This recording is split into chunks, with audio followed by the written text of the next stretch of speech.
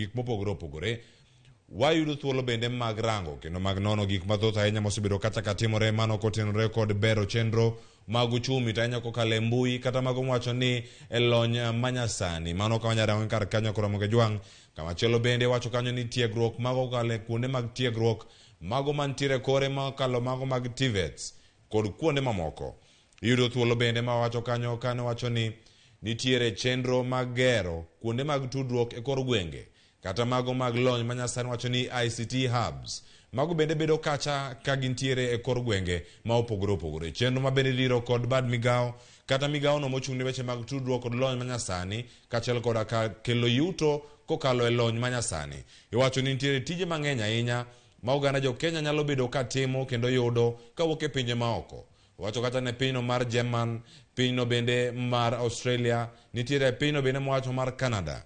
Onego bende gitimo gi e yo machalo nade. Kama chielo bende mwacho kanyo ni nitiere labor export kata golo jogo man gi lony tije mopogore opogore ka itero gi e pinje maoko. Magi kod mathoth atuta kod jawadwa mano Edwin Okoth ma bende do thuolo mar chopo achiel kachiel e alapno ma Uhuru Gardens kama nyasi ma odiochieng' ma kawuono ma tarik 1 dwe mar 5 higa mar 2023 mar Labor Day kata mano mar odiochieng' jotich bende ne obagi bure Nairobi kae. Nyasi ma kamagi bende ne otimore kaunti ma intiere miwaote SMS line 33600 konwa ni chal mar wach en mane. Edwin Okoth amoseni misawa nyaka sani nyasi oserumo mage momako wangi nyaka ne oganda chak chopo kata kane giyuoro nyasi mar jotich odiochieng' ma kawuono ka gintiere Uhuru Gardens. Edwin. Ero kamana inya Leopard awinje yo makare kendo mana katiwacho no en odiochieng' ma koro giko mare nyasi orumo kendo jotelo mano yuoro tuwo ka gidok e miergi kata jopiny bende mano biro sedok e miergi to kata kamano geno mane thoth megi obiro ka ng'eyo ni to inyalo medgi omenda ma ichulogi nikech mano e geno ma jatich moro amora mabiro e nyasi mar Labor Day nigago inyalo land ni omenda matin mogik kata minimum wage ma inyalo chul jatich koro kata kamano mano nokobiro nikech koro omenda ma ichulo jatich matin mogik odong' mana siling 15,200 mane kaka nomede higa mokalo.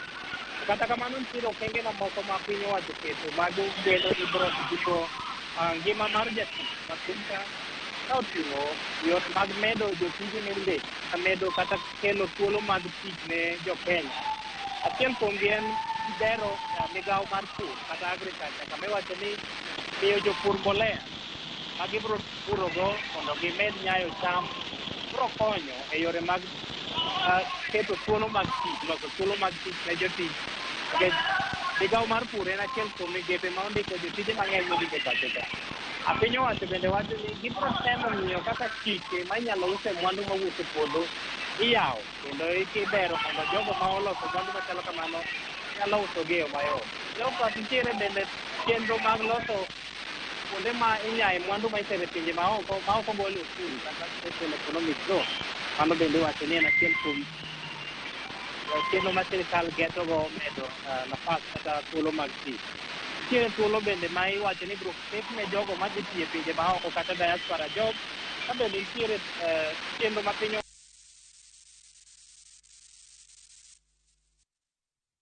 kamana ahinya Edwin Okoth. Report wayudo e yo makare to koro kaluwore gi chal mar wach bende weche mag tudruok iwacho kanyo ni bende ka oganda wang'e maber gin gi mor jotelo mopogore opogore wuok kar kanyo ok wayud thuolo mar winjo e yo makare kata kamano ng'e maber ni biro kendo ibiro loso report e yo makare ne jowinjo kaachiel koda ka joneno mag Ramogi TV e kindegi duto ka wantiere ka kod weche manyien mago mag kagi kacha ang'ich welo odiochieng' ma kawuono wantiere kanyo kod rameny piny mago bende moko wadhi bedo kata ka wamenyo odiochieng' ma kawuono kaachiel koda ka singo mamoko bende ma jatend piny Kenya ogolo odiochieng' ma kawuono nyaka Ramogi Jwang nyaka wechego mag gero udi ma nengogi oyueyo bende olose odiochieng' ma kawuono. Koro ang'e ni Edwin Okoth bende ang'iko wechego makare ahinya koromo weche manyien mago mag oimore bende mago mag weche manyien masadek awacho ni bende achiel kachiel ibed kod ng'eyo ni gin gik mage ma osebedo kanyo ka timore mano ari okinyi ma kawuono kane nyasi no chako nyaka sani koro chopo e giko.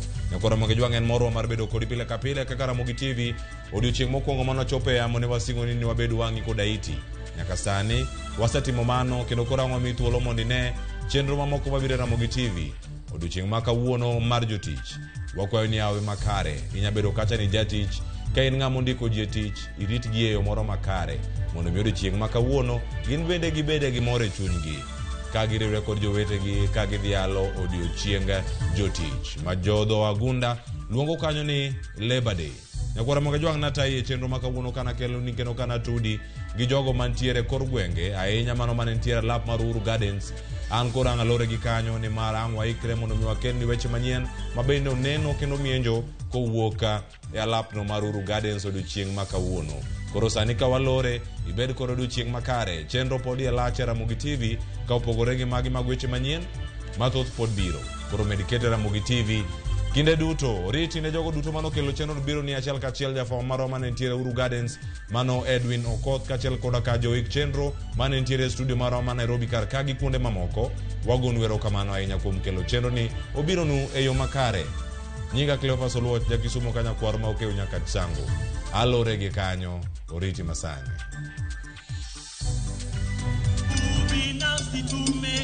Kushirikiana kazini ni kujenga Kenya.